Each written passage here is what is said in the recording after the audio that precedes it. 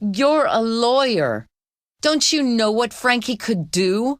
William asked angrily. First of all, I'd lose my job. And then Frankie, who seems to have influence in the government, would take us to court. Sorry, Susan. You and Jack will have to think of something else.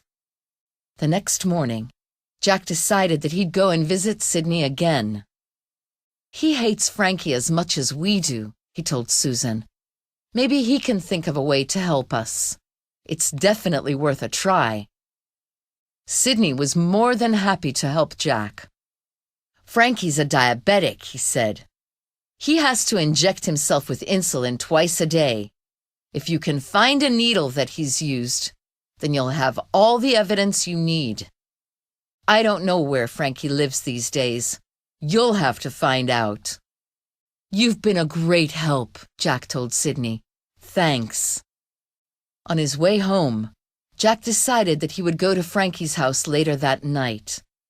When Jack arrived home, he looked for Frankie's address in the telephone book. Of course, it was listed as Lawrence Forrester and not Frankie Lewis.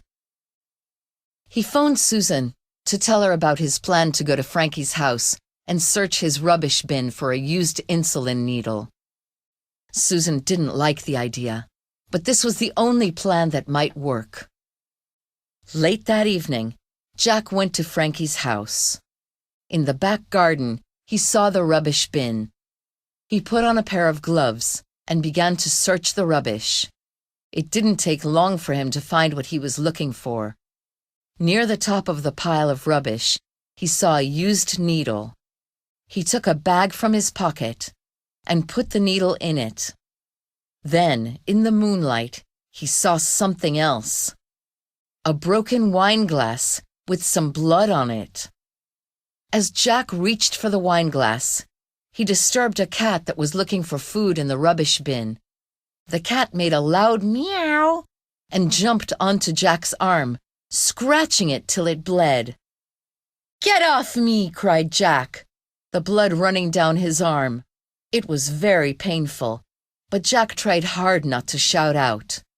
The last thing he wanted was for Frankie to hear him.